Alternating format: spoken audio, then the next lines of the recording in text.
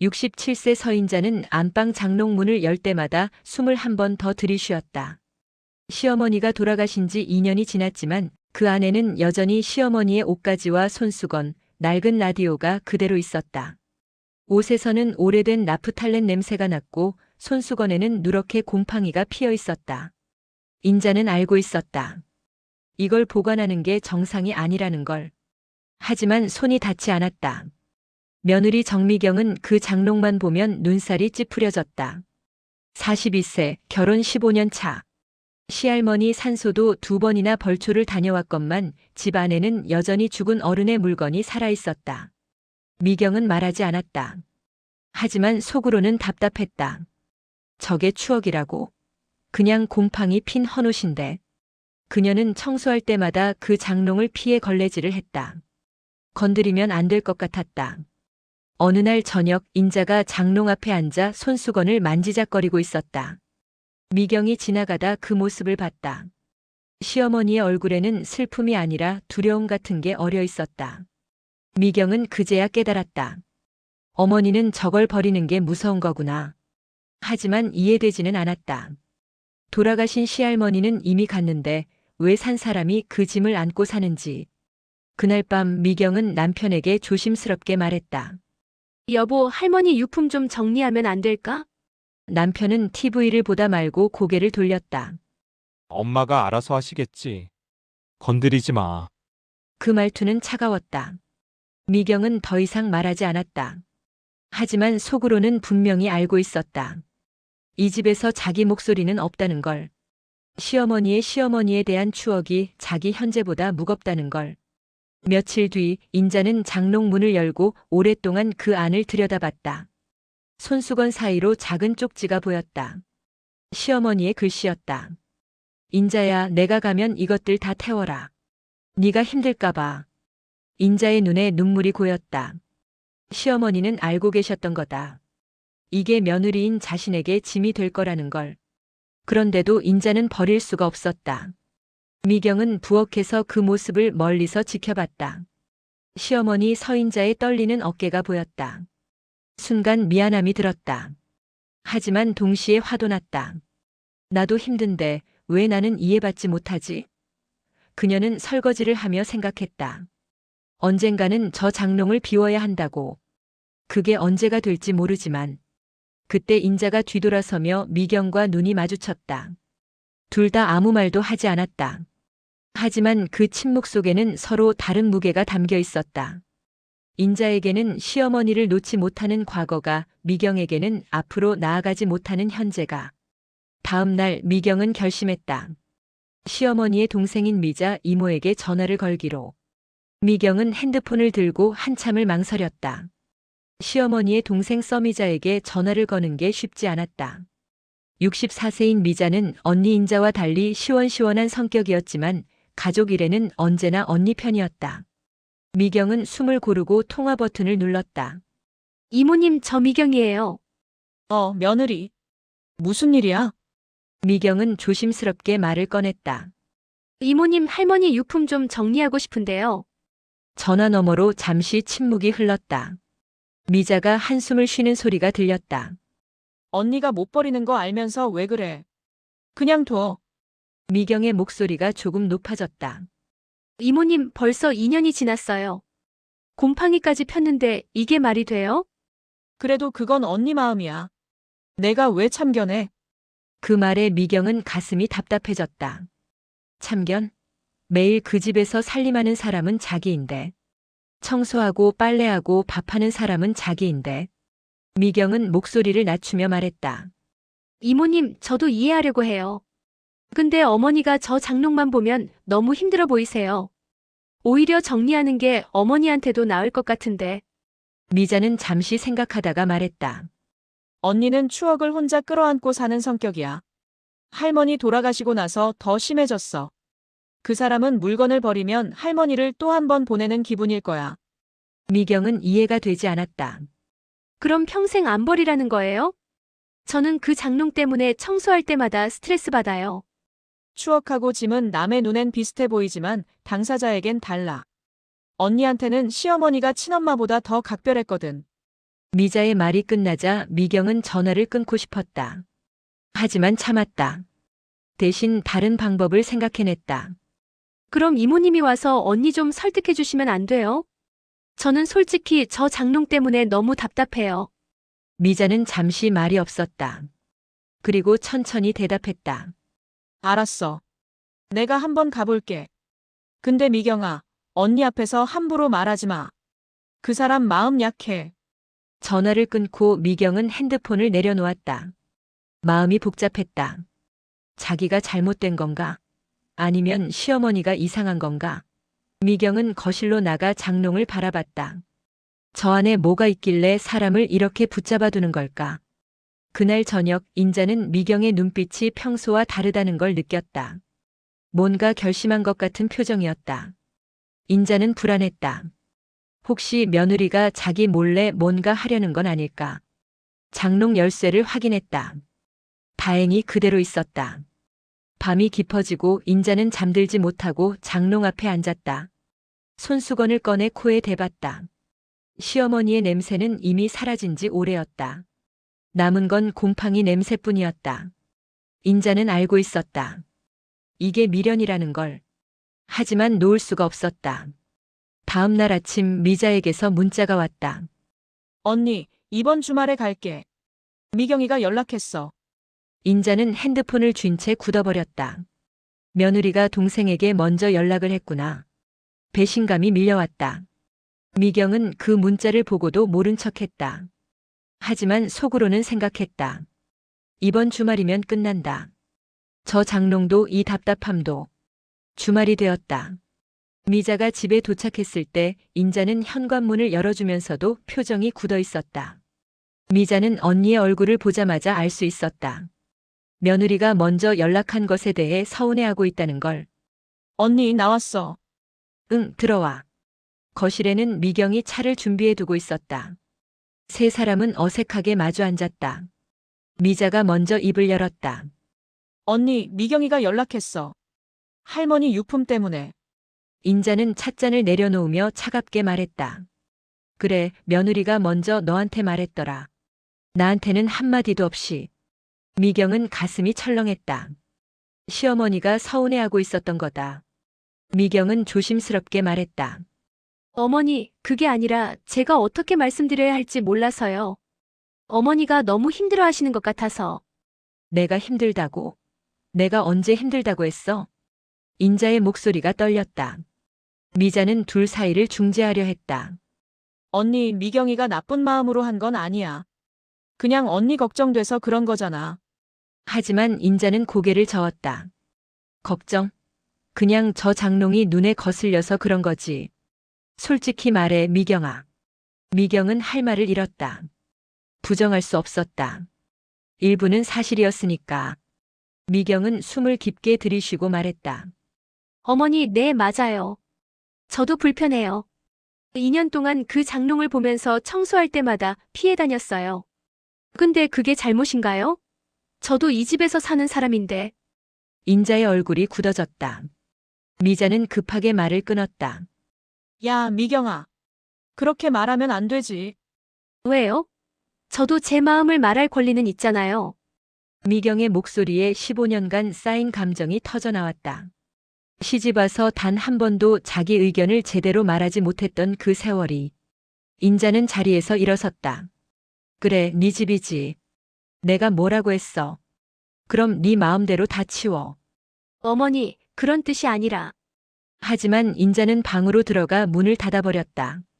미경은 그 자리에 멍하니 앉아 있었다. 미자가 한숨을 쉬며 말했다. 미경아, 네 마음도 이해는 해. 근데 언니는 지금 그 장롱이 마지막 끈인 거야. 무슨 끈이요? 시어머니랑 연결된 끈. 언니는 시집 와서 40년을 시어머니 눈치 보면서 살았어. 그래도 시어머니가 언니를 예뻐했거든. 친딸처럼. 그래서 언니는 그분이 유일한 안식처였어. 미경은 처음 듣는 이야기였다. 시어머니와 인자의 관계가 그렇게 특별했다는 걸. 시어머니 돌아가시고 언니가 얼마나 무너졌는지 몰라. 한 달 내내 밥도 안 먹고 그냥 저 장롱 앞에만 앉아 있었어. 내가 그때 봤거든. 미경의 가슴이 먹먹해졌다. 그때 자기는 뭘 했던가. 장례 끝나고 바로 일상으로 돌아갔었다. 시어머니의 슬픔을 깊이 들여다보지 않았다. 미자가 일어서며 말했다. 내가 언니 좀 달래볼게. 너는 잠깐 나가 있어. 미경은 고개를 끄덕이고 현관으로 나갔다. 문을 닫고 계단에 앉았다. 바람이 차가웠다. 미경은 자신이 너무 이기적이었나 싶었다. 하지만 동시에 억울했다. 자기도 이 집에서 15년을 살았는데 왜 자기 목소리는 들리지 않는 걸까? 안에서는 미자가 인자의 방문을 두드리고 있었다. 언니, 나야. 문 좀 열어. 하지만 대답이 없었다. 미자는 문틈으로 말했다. 언니, 미경이가 나쁜 애가 아니야. 그냥 서로 입장이 다른 거잖아. 한참 뒤 방문이 열렸다.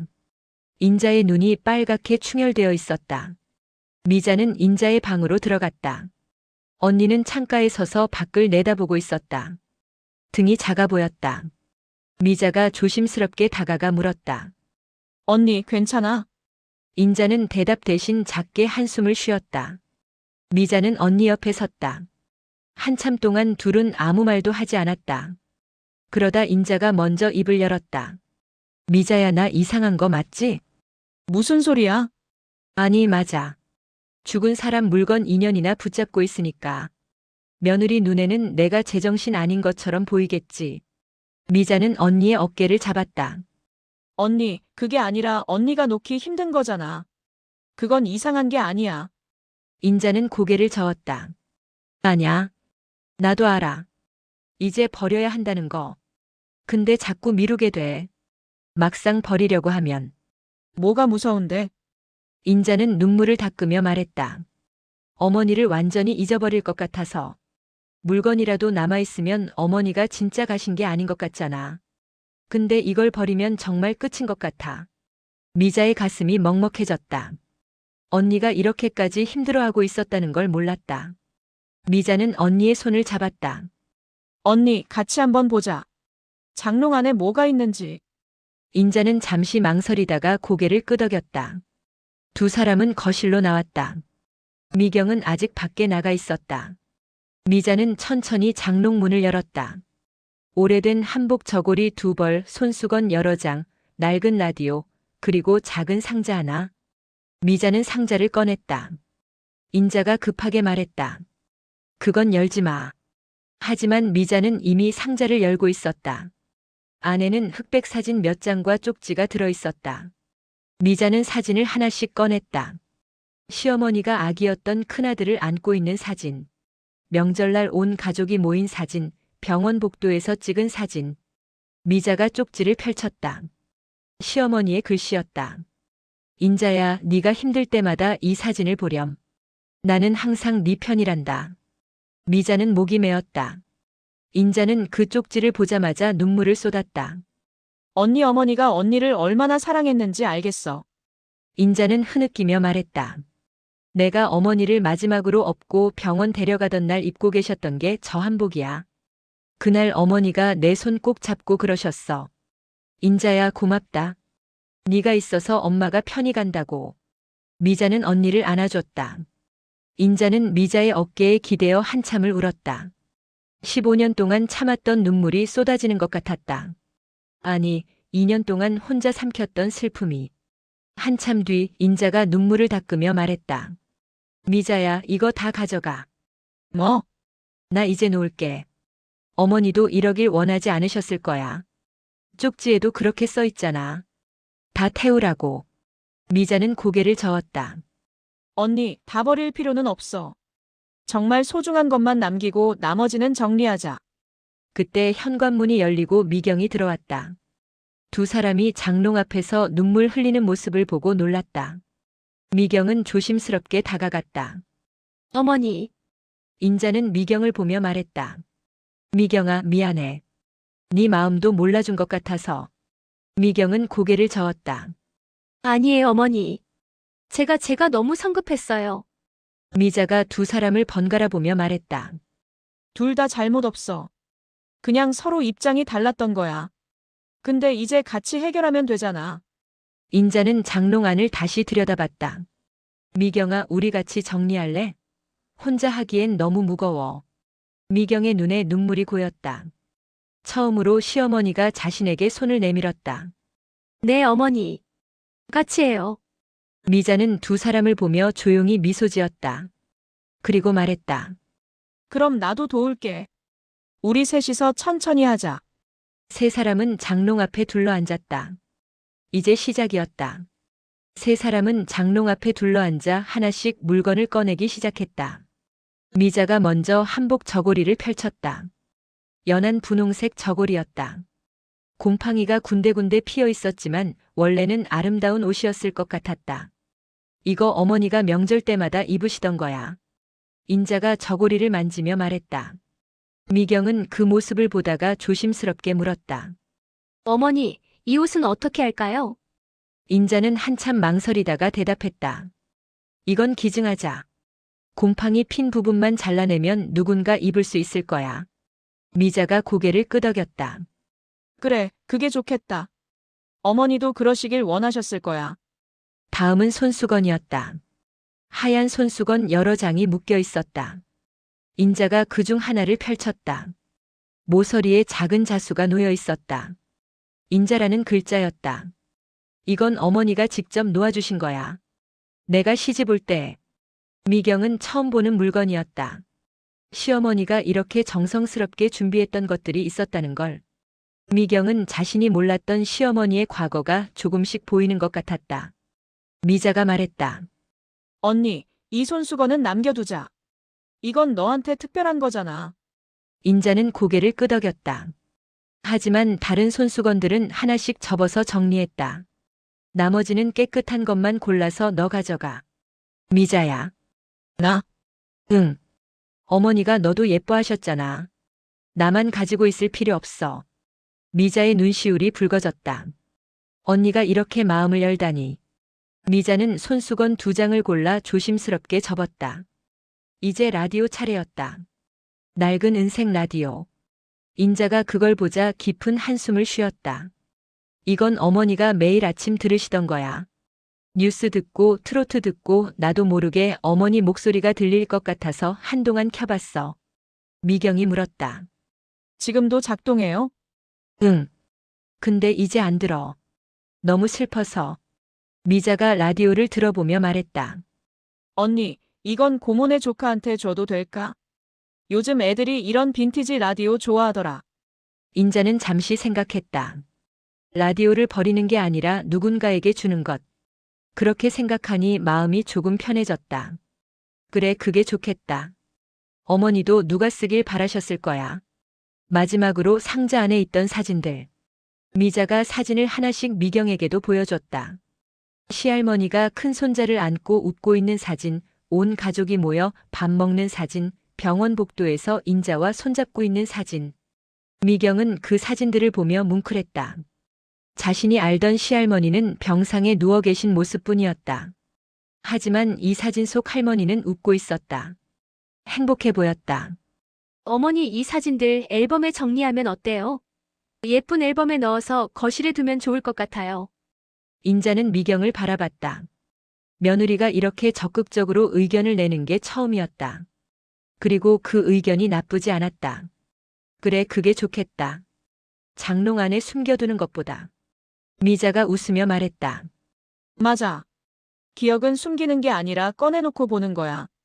세 사람은 천천히 물건들을 분류했다. 기증할 것, 남길 것, 나눌 것. 시간이 오래 걸렸지만 아무도 재촉하지 않았다.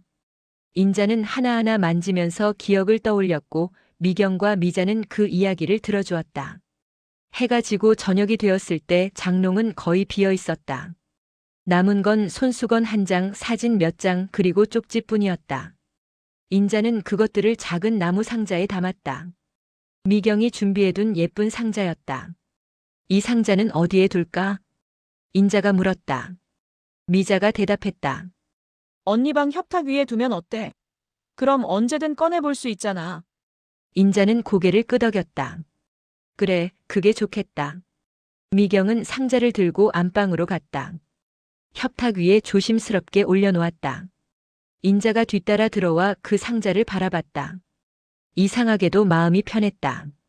장롱 안에 숨겨뒀을 때보다 훨씬. 미자가 두 사람을 보며 말했다. 유품을 버린 게 아니라 자리를 옮긴 거네. 미경이 웃으며 대답했다. 네, 어머니한테 더 편한 자리로요. 인자는 두 사람을 번갈아 보며 조용히 말했다. 고마워. 너희 둘 다. 그날 밤 집은 조용했지만 따뜻했다. 일주일이 지났다. 집안 분위기가 달라졌다. 거실 한쪽 벽에는 시할머니 사진이 담긴 작은 액자가 걸려 있었다. 큰 손자를 안고 환하게 웃고 있는 그 사진. 미경이 사진관에 맡겨 깨끗하게 복원한 것이었다. 인자는 아침마다 그 사진 앞을 지나가며 잠깐 멈춰섰다. 예전처럼 슬프지 않았다.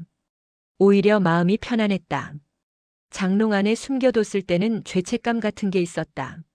며느리 눈치 보면서 혼자 꺼내보는 것 같아서. 하지만 이제는 당당했다.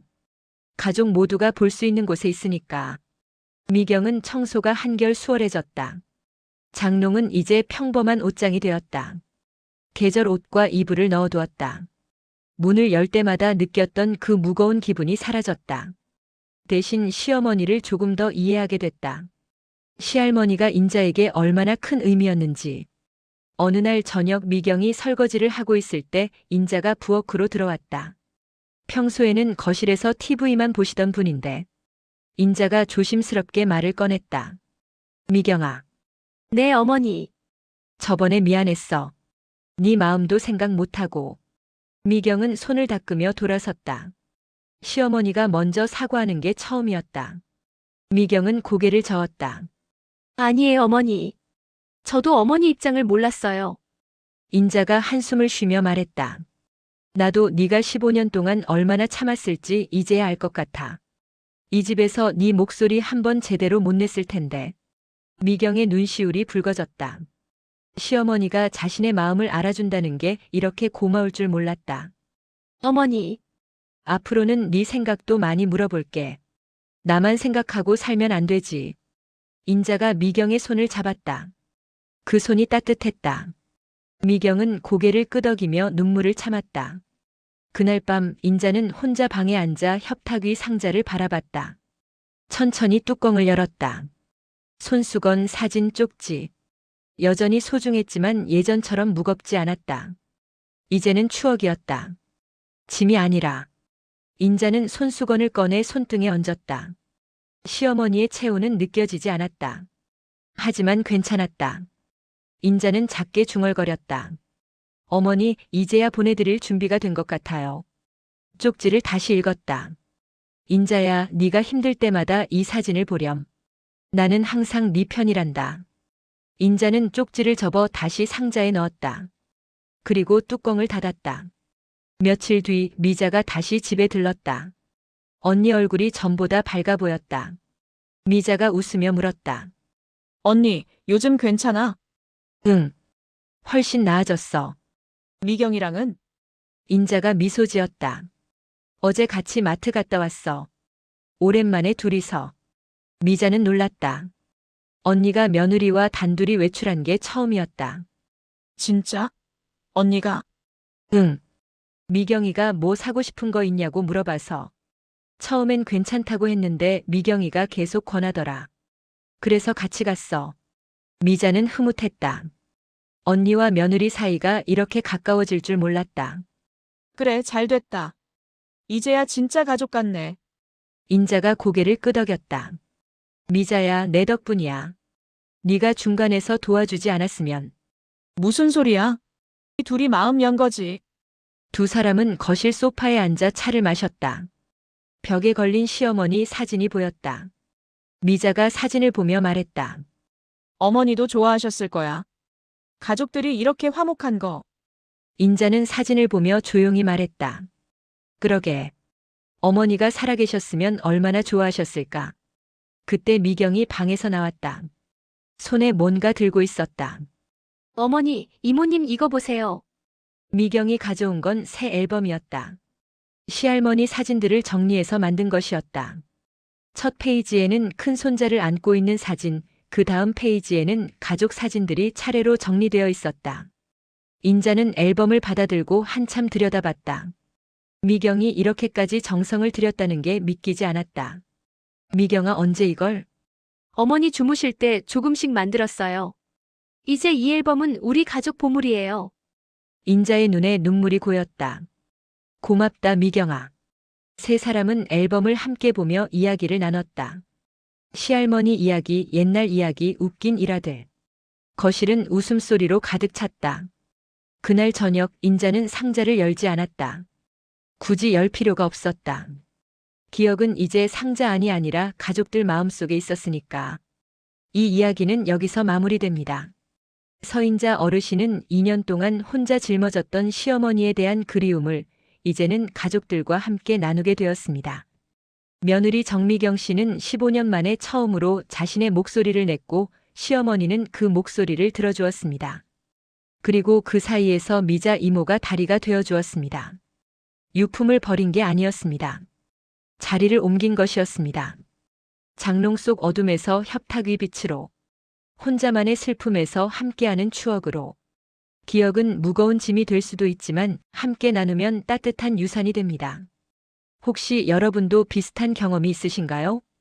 가족의 추억과 현재의 삶 사이에서 고민해 보신 적이 있으신가요? 댓글로 여러분의 이야기를 들려주세요. 그리고 이 영상이 도움이 되셨다면 구독과 좋아요 부탁드립니다. 알림 설정까지 해두시면 시니어들의 진솔한 이야기를 가장 먼저 만나보실 수 있습니다. 다음 이야기에서 또 뵙겠습니다. 감사합니다.